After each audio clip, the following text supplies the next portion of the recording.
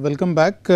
तो अर्थक्वेक्स के ऊपर जो बात करनी है, हमने अभी तक तो फॉल्टिंग पे बात की। अब अर्थक्वेक्स जो हैं वो भी हमारे लिए बहुत ही महत्वपूर्ण है, तो इसके बारे में थोड़ा सा और चर्चा करते हैं और फॉल्टिंग के बारे में भी हम लोग देखेंगे इसमें आगे। तो ये जो पार्ट था जो मैंने पिछले लेक्चर में समझाने की कोशिश की थी कि फॉल्ट स्कार्प क्या होता है, फॉल्ट ट्रेस क्या होता है करके, तो मेनली जो सरफेस मैनिफेस्टेशन है जो डिफॉर्मेशन का, वो हम लोग उसको कहते हैं फॉल्ट स्कार्प। और फॉल्ट ट्रेस जो है या तो फॉल्ट लाइन हम लोग कहें इसको, ये आपका सरफेस पे इस तरह का ये डिमार्केशन हम लोग यूजुअली करते हैं करके। और एपिसेंटर और फोकस के बारे में ऑलरेडी हम लोग डिस्कस कर चुके हैं, तो हम लोग इसमें समय नहीं गंवाएंगे, हम लोग आगे बढ़ते हैं इसमें। ये भी वही उसी तरह का एग्जांपल है कि आपका फॉल्ट क्या है और ये मूवमेंट दिखाया है, जहाँ पे ये पिछली बार वाला जो था ये नॉर्मल फॉल्टिंग हम लोग ले लेंगे, उसको है ये रिवर्स फॉल्टिंग है आपका करके, जहाँ पे ये आपका हैंगिंग वॉल है और ये फुटवॉल है आपकी। अब एक्टिव फॉल्ट्स का अगर हम लोग देखें तो एक्टिव फॉल्ट्स को डिफाइन अलग अलग तरीके से किया गया है, लेकिन ज़्यादातर ये देखा गया है कि इसमें अगर पिछले 10,000 वर्ष में अगर इसके अगर अलॉन्ग डिस्प्लेसमेंट हुआ है, और ये 10,000 वर्ष की आयु जो है वो हम लोग डेटिंग करते हैं ज़्यादातर, तो डेटिंग के बेसिस पे हम लोग उसको निकालते हैं। तो अगर मान लीजिए 10,000 साल में ये मूवमेंट इस पे देखी गई है, तो हम लोग इसको क्लासीफाई करते हैं एक्टिव फॉल्ट की कैटेगरी में, क्योंकि इसमें फ्यूचर में भी अर्थक्वेक आ सकता है इन नियर फ्यूचर, और ये डिस्प्लेसमेंट हो सकता है। और ये क्या है आपका manifestation of crustal deformation by displace landforms on the earth surface. तो ये डिस्प्लेस लैंडफॉर्म्स हैं सरफेस पे आपको जो दिखाई देते हैं, जो मैनिफेस्टेशन आपको दिखाई देते हैं। Considered to be source for large magnitude earthquakes in near future. So जो ये नियर फ्यूचर वाला है, ये पार्ट जो है ये हमारे लिए इम्पोर्टेंट हो जाता है, क्योंकि ये फ्यूचर में इसके अलॉन्ग डिस्प्लेसमेंट होगा, मतलब इसके अलॉन्ग स्लिप होगा, तो इसलिए इसको हम लोग तवज्जो देते हैं, इम्पोर्टेंस देते हैं। और ये साइस्मिक हज़ार्ड असेसमेंट के लिए भी बहुत बहुत इम्पॉर्टेंट है। तो हमारे देश में अभी इस तरह की मैपिंग चल रही है, जो कि हम लोग हिमालय में, कच्छ में कर रहे हैं करके, तो इसको हम लोग जो है ये इन्फॉर्मेशन आगे मिनिस्ट्री ऑफ अर्थ साइंस को पास ऑन करेंगे, जो कि साइस्मिक हज़ार्ड असेसमेंट के लिए उसको इस्तेमाल किया जाएगा। सो एक्टिव फॉल्ट टोपोग्राफी यूजुअली क्या हम लोग कहते हैं कि earthquake is caused by rapid movement. और रैपिड मूवमेंट के साथ साथ हम लोग ये भी समझते हैं कि अर्थक्वेक जब आता है तो एनर्जी जो प्रिजर्व्ड है वो रिलीज़ होती है। तो ये जब rapid movement of fault in subsurface, मतलब गहराई से अगर ये स्लिप करता है, तो इसको हम लोग एक तो कहते हैं अर्थक्वेक। दूसरा जो है कि रप्चर डिस्प्लेसमेंट। ओके, ये रप्चर को यूजुअली हम लोग रप्चर शब्द इस्तेमाल करते हैं, क्योंकि ये सरफेस को, अर्थ के सरफेस को रप्चर करता है करके, फ्रैक्चर करके ऊपर आता है, तो ये डिस्प्लेसमेंट होता है। In the subsurface often reaches the surface when the magnitude is 7 to 7.5। ये एक स्टडी, काफ़ी स्टडीज़ के बेसिस पे इसको कहा गया है कि अगर मैग्नीट्यूड आपका 7 से 7.5 के बीच का है या तो उससे ज़्यादा है, मतलब बेसिकली ये ले लें कि अगर 6.5 के ऊपर है तो हमको रप्चर मिलेगा। लेकिन अभी रीसेंट कुछ स्टडीज़ हुई हैं, उसमें ये भी देख पाया गया है कि इवन आपका जो है 5.5 से 6 के बीच में मैग्नीट्यूड है अगर आपका, तो भी आपका सरफेस रप्चर हो सकता है। तो इसको हम लोग को निगलेक्ट नहीं करना चाहिए, ओवरसी नहीं करना चाहिए करके। The fault that reaches the surface is called active fault. ये मैनिफेस्टेशन इसका अगर सरफेस पे दिखता है तो हम लोग उसको एक्टिव फॉल्ट कहते हैं। हालांकि ये प्रिजर्वेशन पे भी डिपेंड करता है, मतलब कुछ जो अगर एरिया डिस्प्लेस हुआ है, सरफेस रप्चर टॉप तक आया है, लेकिन वो इरोजन के कारण वो बिल्कुल मिट गया है, मतलब उसको इरेज हो गया अगर, तो अगर वो होगा तो हम लोग उसको आइडेंटिफाई नहीं कर पाएंगे। लेकिन एक्सटेंशन हम लोग देख सकते हैं। मान लीजिए कि आपके पास ये एक लाइन है, यहाँ पे आपका सरफेस मैनिफेस्टेशन दिखा, यहाँ पे दिखा, तो आप इसको कहेंगे कि ये एक्टिव फॉल्ट है यहाँ पे आपका। लेकिन इसका मतलब ये नहीं कि यहाँ पे ये एक्सटेंड नहीं कर रहा है, तो हम लोग लेकिन इसको जो है ये डॉटेड लाइन से देंगे और हम लोग इसको कहते हैं इन्फर्ड फॉल्ट। तो ये हम लोग एक हमारा नॉमेनक्लेचर लेके चल रहे हैं कि जो भी हमको सटीक एग्जाम्पल और एविडेंस दिखेगा सरफेस पे, उसी को हम लोग मान के आगे बढ़ेंगे करके। अब दूसरा ये चीज़ है, एक मॉडल है जो कि ये बताता है कि भाई आपका अगर छोटा भूकंप है, मैग्नीट्यूड अगर कम है तो वो सरफेस तक नहीं आता है, लेकिन अगर लार्ज मैग्नीट्यूड है तो उसका जो डिफॉर्मेशन है वो सरफेस तक आएगा। जिस कारणवश अगर सरफेस तक नहीं आता है तो उसको हम लोग ब्लाइंड फॉल्ट कहते हैं, जो कि आपको एग्जांपल दिखाया था करके। दूसरी बात यहाँ पे ये भी एक इम्पॉर्टेंट है कि अगर मान लीजिए कि कोई ऐसा अर्थक्वेक आया जिसका रप्चर जो सरफेस पे आया था वो बहुत ही कम था, तो वो बहुत जल्दी इरेज हो जाएगा। तो उसके लिए हम लोग सेकेंडरी एविडेंस के बेसिस पे काम करते हैं, जो कि हम लोग कहते हैं लिक्विफैक्शन, वो सेकेंडरी एविडेंस होता है करके। और लार्ज मैग्नीट्यूड है तो बहुत ही क्लियर रप्चर सरफेस पे दिखेगा। अब प्रश्न यहाँ पे ये है कि जो हमारे पास भूकंप आए हैं अभी इंडिया में, 2004 का आया था, वो तो काफ़ी बड़ा था, 9.3 मैग्नीट्यूड का था, जो कि सुमात्रा अंडमान का अर्थक्वेक था। तो उसमें तो रप्चर सी में ही था, उसको हम लोग को देख नहीं पाए। हालांकि सुनामी बहुत ही तगड़ी जनरेट हुई थी। 2001 में आया था, उससे पहले वो तब भुज में, वो 7.6 का था। उसमें कुछ लोगों ने ये देखा है कि सरफेस पे रप्चर आया है, लेकिन हमारी स्टडीज़ ये बताती है कि सरफेस पे रप्चर नहीं आया था, वो ब्लाइंड फॉल्ट पे था और 7.6 भी ब्लाइंड रहा करके। तो जो हम लोग पहले देखे हैं पिछली स्लाइड में, तो वो चीज़ जो थोड़ा सा हम लोग को कॉन्ट्राडिक्ट करती है करके। हालांकि ये चीज़ें जो हैं ये बेस्ड ऑन फील्ड स्टडीज़ और काफ़ी और अर्थक्वेक की स्टडीज़ के बेसिस पे कही गई है, लेकिन जैसे मैंने कहा कि अभी जो रीसेंट स्टडीज़ हुई हैं और देशों में, उसमें ये भी पाया गया है कि इवन 5.5 से 6 के बीच का भी अर्थक्वेक होगा तो उसमें सरफेस रप्चर दिखाई देगा। सो एक्टिव फॉल्ट मैपिंग के बारे में हम लोग थोड़ा सा बात करते हैं करके। तो ज़्यादातर जो है एक्टिव फॉल्ट मैपिंग जो है, हम लोग एरियल फोटोग्राफ्स को बहुत ज़्यादा इंपॉर्टेंस देते हैं और फोटो इंटरप्रिटेशन पे हम लोग बात करते हैं। और ये जनरली हम लोग जो मैपिंग करते हैं वो क्या होता है कि सरफेस का फॉल्ट स्कार्प, जो कि मैं पहले बता चुका हूँ, वॉर्प्ड और folded surfaces, pressure ridges, back tilting surfaces, offset of streams, ये सारी चीज़ें हम लोग मैप करने की कोशिश करते हैं करके। तो अगर मैं एक छोटा सा स्केच बनाऊं तो इसमें यह है कि अगर मान लीजिए कि हम लोग फॉल्ट स्कार्प की बात करते हैं तो आपके पास जो है ये इस तरह का सरफेस पे आपका जो है ये फॉल्ट स्कार्प बनेगा करके। तो इसको हम लोग देखेंगे और ये नॉर्मल फॉल्ट और रिवर्स फॉल्ट में कुछ इस तरह से हमको नज़र आएगा। तो ये आपका फॉल्ट स्कार्प हो गया, या तो वॉर्प सरफेसेस हो गई, ये वाली हम लोग बात कर रहे हैं करके इसका। अब बैक टिल्टिंग में ज़्यादातर देखा गया है कि कुछ एरियाज़ में इस तरह का डिफॉर्मेशन होता है करके। तो ये जो है ये पिछला हिस्सा जो है इसका, ये आपका थोड़ा सा जो है ये बैक टिल्ट होता है करके। तो जो नॉर्मल डिप होना चाहिए, सॉरी इसका वो होना चाहिए था, स्लोप जो होना चाहिए था वो ओरिजिनल स्लोप के अगेंस्ट में स्लोप कर रहा है, तो इसको हम लोग कहते हैं back tilt of the surface. और फॉल्ट आपका कहीं पे यहाँ पे होगा, इसमें यहाँ पे है आपके पास।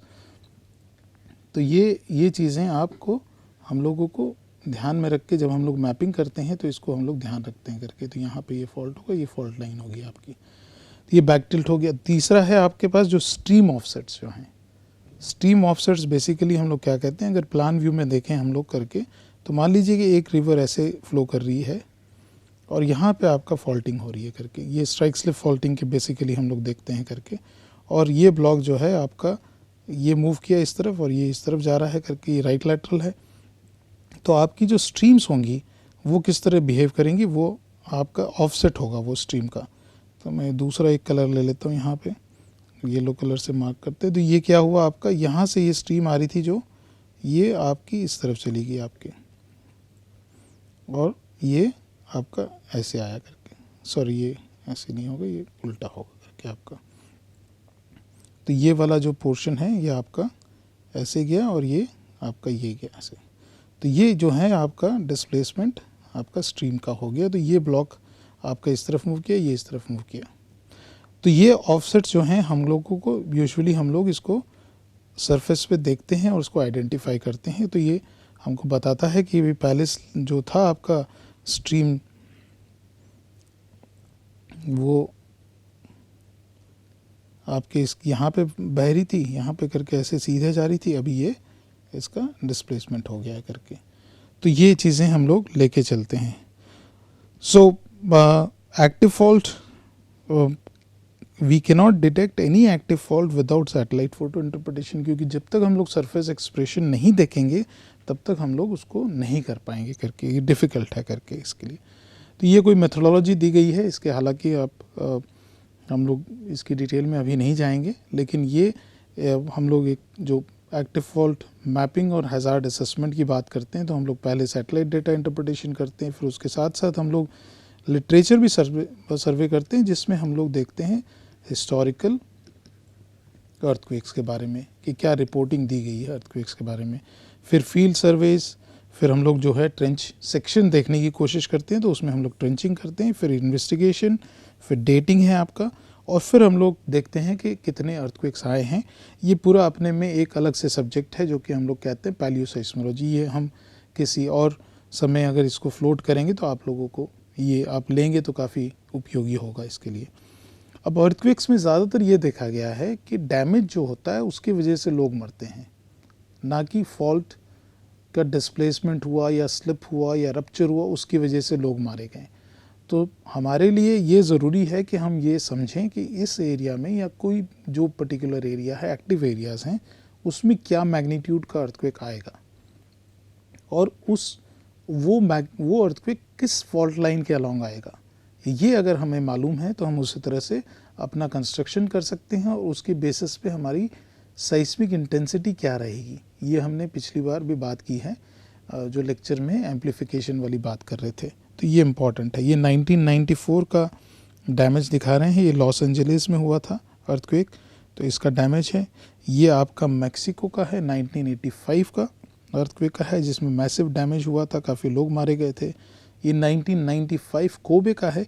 यहाँ पे एक जो दृश्य आप देख रहे हैं, जो फोटोग्राफ है राइट हैंड साइड में, ये रप्चर है आपका और ये सेक्शन दिख रहा है आपका, और ये जो है ये पूरा ये लाइन जो दिख रही है आपको रप्चर है, और ये आपका फॉल्ट जिसके अलॉन्ग ये मूवमेंट हुआ है। ये मूवमेंट ऐसे हुआ है, ऊपर गया है ये, और ये ऐसे भी मूव किया है, ये राइट लैटरल मूव किया है करके, ये तो ऑब्लिक स्लिप हुआ है यहाँ पे। तो इन लोगों ने क्या किया, यहाँ के जापानीज़ लोगों ने इसको जो है इसको म्यूज़ियम बना दिया यहाँ पे, ताकि लोगों को समझ आए कि किस तरह का डिफॉर्मेशन होता है। और इस जो आपका कोबे का 1995 का अर्थक्वेक था उसमें किस तरह का मूवमेंट हुआ था, तो इसको इन्होंने पूरा प्रिजर्व किया है। इसके कुछ फोटोग्राफ्स और मैं आपको बताता हूँ। तो ये अवाजी आइलैंड करके है जापान में, वहाँ पे ये म्यूज़ियम बनाया गया है करके। अब आते हैं देखते हैं तो 2001 में जो भुज का अर्थक्वेक था, टोटल डैमेज हमको दिखाई दिया। यहाँ पे काफ़ी लोग मारे गए थे यहाँ पे, और गांव के गांव का पूरा सफाया हुआ था यहाँ पे। फिर आया आपका 2005 जो है, तो हमारे देश में ही अगर देखें तो काफ़ी भूकंप इस तरह के आ चुके हैं। तो 2005 में आपका था ये मुजफ्फराबाद का, कश्मीर का अर्थक्वेक था, जो कि हमारे यहाँ पे भी इसका अफेक्ट हुआ था, और इसमें भी करीब मुझे जितना याद है कि 80,000 लोग मारे गए थे इसमें भी। ये उसी का एक ग्राउंड फोटोग्राफ है। हालांकि ये अर्थक्वेक के बारे में और ये जो फॉल्ट मूव किया, जो एक्टिव फॉल्ट मूव किया, इसका नामकरण किया गया था प्रोफेसर नकाटा है, ये हिरोशिमा यूनिवर्सिटी के हैं। तो इन्होंने जो है ये फॉल्ट के बारे में जियोलॉजिकल सर्वे ऑफ पाकिस्तान को बताया था कि इस तरह का मूवमेंट ये देखा गया है और फ्यूचर में यहाँ पे इसमें अर्थक्वेक आ सकता है आपका। तो ये बात जो है उन्होंने बहुत लाइटली ली, इसको ज़्यादा एम्फसाइज़ नहीं किया इस पर, लेकिन ये अर्थक्वेक आ गया 2005 में उसी फॉल्ट के अलॉन्ग आया करके। अब अंडरस्टैंडिंग ऑफ अर्थक्वेक हमें क्यों होना चाहिए, हमें क्यों समझ होनी चाहिए अर्थक्वेक्स के बारे में। तो हम लोग बात करते आए हैं फोल्ड्स की, फॉल्ट्स की, जॉइंट्स की, और उसके बाद हम लोग यहाँ पे आ रहे हैं कि ये अर्थक्वेक्स के बारे में हम लोग जानकारी क्यों लेना चाहते हैं। जिस तरह से मैंने पहले बात की कि डैमेज की वजह से लोग मरते हैं, तो हमें अपना समझ होनी चाहिए कि एक जो पर्टिकुलर एरिया है अगर वो एक्टिव है तो उसमें कितनी कंपन होगी, कितना मैग्नीट्यूड के अर्थक्वेक आएंगे, और उसकी वजह से जो कंपन होगी क्या होगा। तो क्या हम लोग इसको मिनिमाइज़ कर सकते हैं? अर्थक्वेक प्रोसेस को तो हम लोग रोक नहीं सकते हैं, लेकिन हैज़ार्ड और रिस्क उससे है उसको क्या हम लोग मिनिमाइज कर सकते हैं। तो अंडरस्टैंडिंग अर्थक्वेक्स की इसलिए इम्पॉर्टेंट है। Assessment of earthquake hazard at a particular site includes identification, क्या क्या करना चाहिए हमको, tectonic framework, overall plate tectonics की बात की हमने, वो हमें पता होना चाहिए। ज्योमेट्री ऑफ द फॉल्ट, वो स्ट्राइक स्लिप है, नॉर्मल फॉल्ट है या रिवर्स फॉल्ट है, मतलब डिप स्लिप फॉल्ट है या आपका स्ट्राइक स्लिप फॉल्ट है या तो ऑब्लिक स्लिप फॉल्ट है आपका। पैटर्न क्या है इसका, मतलब ये किस तरह से पूरा ओवरऑल डिफॉर्मेशन हो रहा है, साइस्मिक सोर्स क्या है, कितनी डेप्थ से हमारे पास आ रहा है, इसका मैग्नीट्यूड क्या है करके। तो हमने ये भी देखा था एक लेक्चर में कि हमारे पास अगर शैलो अर्थक्वेक्स हैं तो वो ज़्यादा डैमेजिंग होंगे, जो डीपर अर्थक्वेक्स हैं वो कम डैमेज करेंगे करके हमारे पास। और रिकरेंस क्या है, मतलब ये कितने समय के अंतराल में ये अर्थक्वेक्स आएंगे, तो ये वाला हमारे लिए बहुत ही इम्पॉर्टेंट है। और आजकल जो है हमारे देश में कुछ वर्षों से काफ़ी इंफ्रास्ट्रक्चर डेवलपमेंट हो रहा है, तो ये सब जानकारी हमारे पास होना बहुत ज़रूरी है और ये लैंडस्लाइड को भी ट्रिगर कर सकते हैं करके।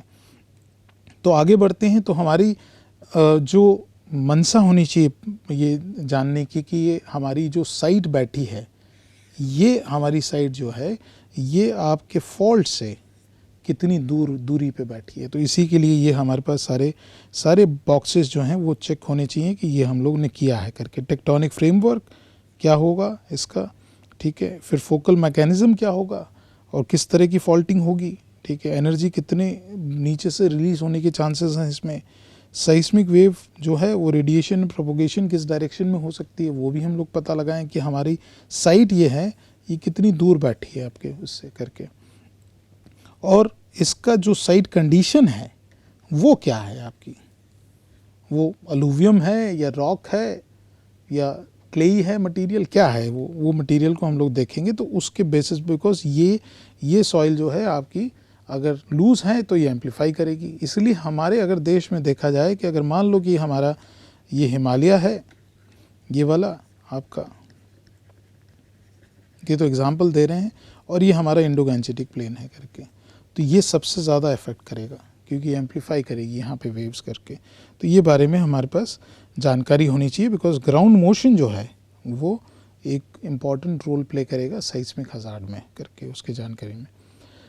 अब एक और भी चीज़ यहाँ पे देखी गई है कि जो रिकरेंस है वो हमेशा सेम नहीं होता, लेकिन कुछ पहले स्टडीज़ हुई थी उसमें ये बताया गया था कि भाई ये बहुत ही सिस्टमेटिक अर्थक्वेक होते हैं, एक आया उसके बाद उसके बीच के दूसरे के बीच का, पहले और दूसरे के बीच का जो टाइम इंटरवल होगा वो काफ़ी सेम होगा करके। तो ये एक ग्राफ दिया गया है जिसको हम लोग एक आरी की तरह देखें, ये आरी की नोकें हैं, तो अगर इस तरह से देखें तो ये काफ़ी सटीक जा रहा है। यहाँ पे ये आपका टाइम है जो कि स्ट्रेस बिल्टअप हो रहा है और यहाँ पे आपका रिलीज़ हो रहा है करके, फिर बिल्टअप हुआ फिर रिलीज़ हुआ, यहाँ पे फिर बिल्टअप हुआ फिर रिलीज़ हुआ।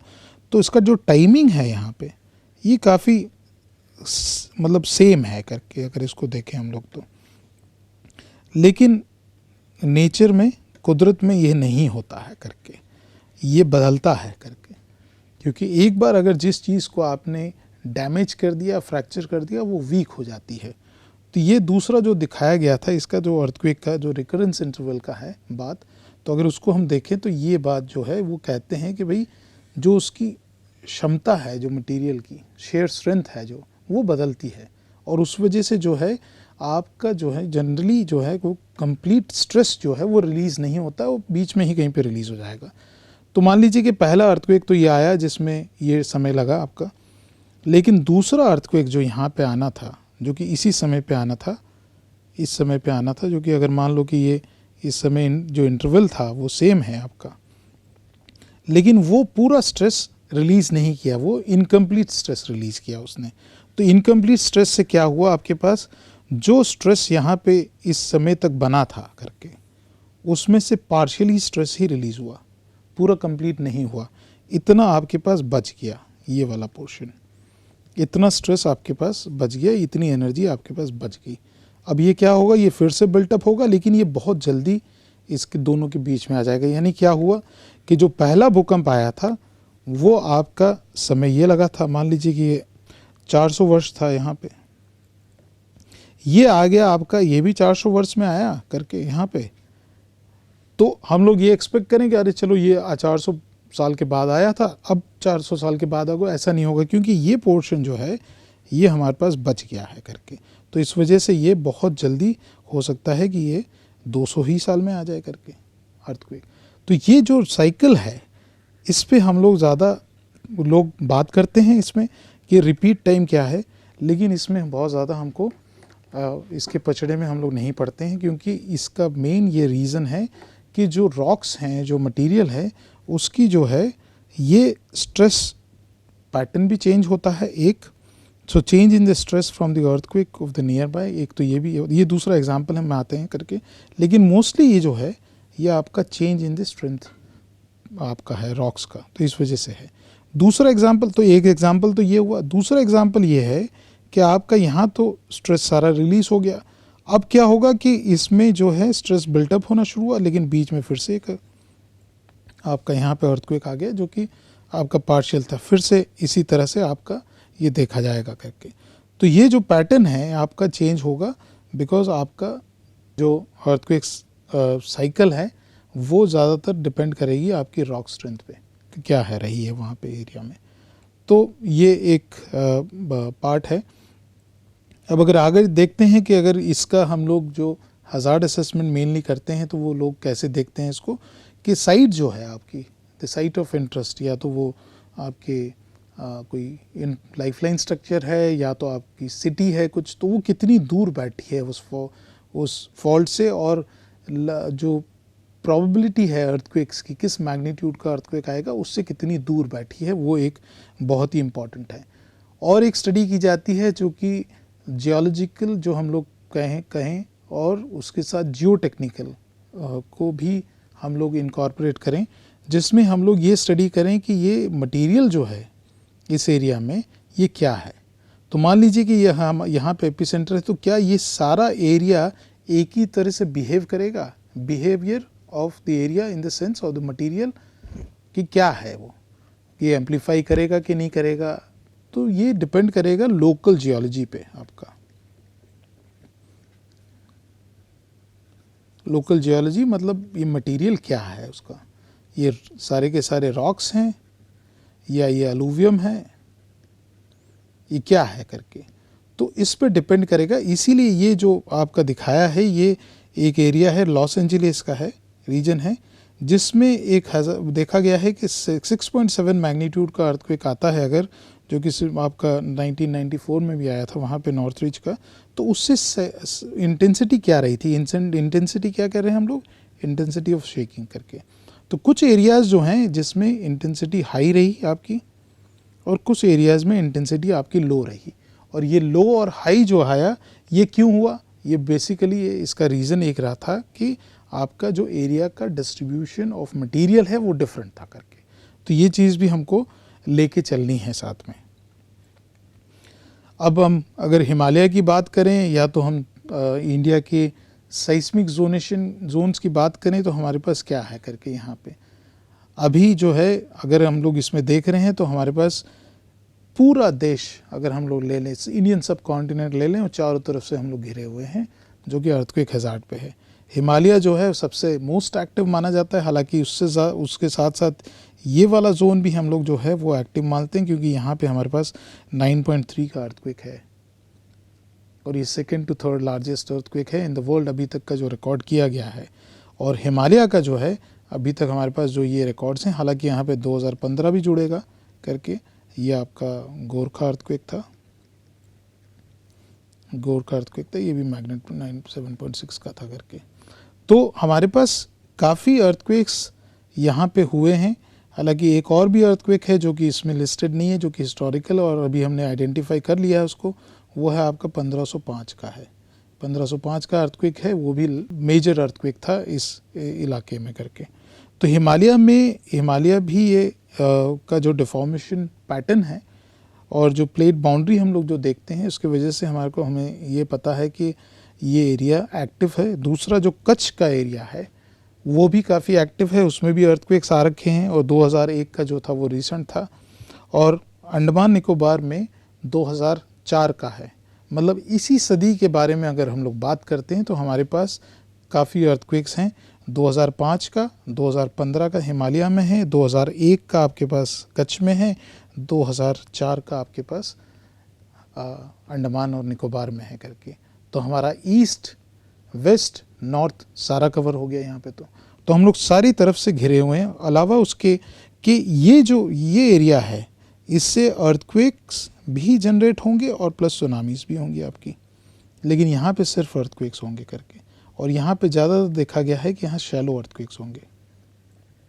तो ये हमारे लिए काफ़ी घातक है। और ये पोर्शन जो है हमारा, ये पूरा इंडो गैंजेटिक प्लेन है, हम लोग आगे तक ले लें इसको अगर पूरा ये एरिया, तो ये इंडो गैंजेटिक प्लेन जो है ये काफ़ी वल्नरेबल है इसके वजह से करके, क्योंकि ये एरिया जो है इसमें एम्प्लीफिकेशन ज़्यादा होगा।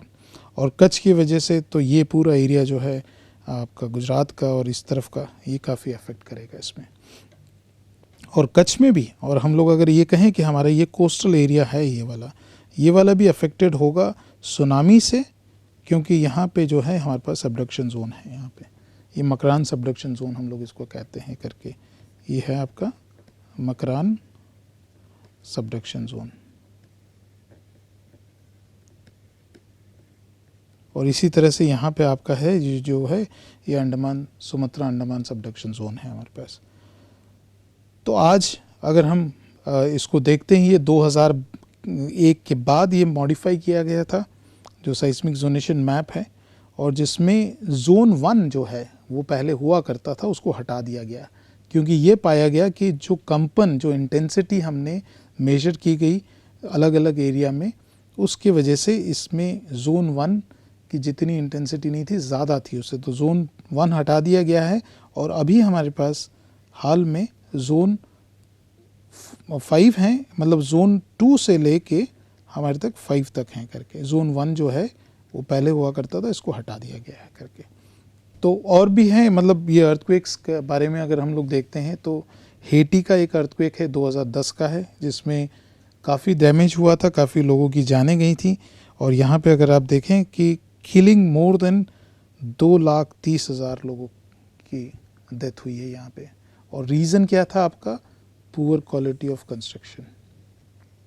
तो ये दशा हमारे यहाँ पे भी हो सकती है, जिस तरह का कंस्ट्रक्शन जो गाँवों में देखा गया है और जो शहरों में भी अभी कुछ देखा गया है, तो वो पुअर कंस्ट्रक्शन की वजह से। ये नहीं कि हमने बिल्डिंग कंक्रीट की बना ली तो हमारी सेफ़ बिल्डिंग है, ये हमको जानकारी होनी ज़रूरी है कि क्या ये अर्थक्वेक से सेफ्टी मिलेगी क्या नहीं मिलेगी। तो वो चीज़ें जो हैं हमको ध्यान में रखनी है करके। ये कुछ तस्वीरें हैं धर्मशाला की हैं, जो 1905 का भूकंप था, जिसमें काफ़ी बुरी तरह से तबाही हुई थी। और धर्मशाला के आसपास और मैक्लोडगंज के आसपास ये उसकी तस्वीरें हैं कुछ। तो ये है आपका कांगड़ा का 1905 का भूकंप की तस्वीरें हैं कुछ के, जिसपे काफ़ी बड़ा माना जाता था अभी तक का, क्योंकि उस समय मतलब 20th सेंचुरी की बात करें हम लोग कि 1905 का है, तो ये करीब करीब नहीं तो इसमें 20,000 लोग मारे गए थे। तो ये काफ़ी डैमेजिंग अर्थक्वेक माना गया है हिमालय में करके। ये मैंने आपको पहले भी बताया था, ये भुज का है, 2001 का है तस्वीर करके हमारे पास। ये इस तरह का कुछ डैमेज था वहाँ पे। तो अभी हम लोग यहीं तक रुकते हैं और नेक्स्ट लेक्चर में हम लोग और चर्चा करेंगे फॉल्ट्स और अर्थक्वेक्स के बारे में। तब तक के लिए थैंक यू, नमस्कार।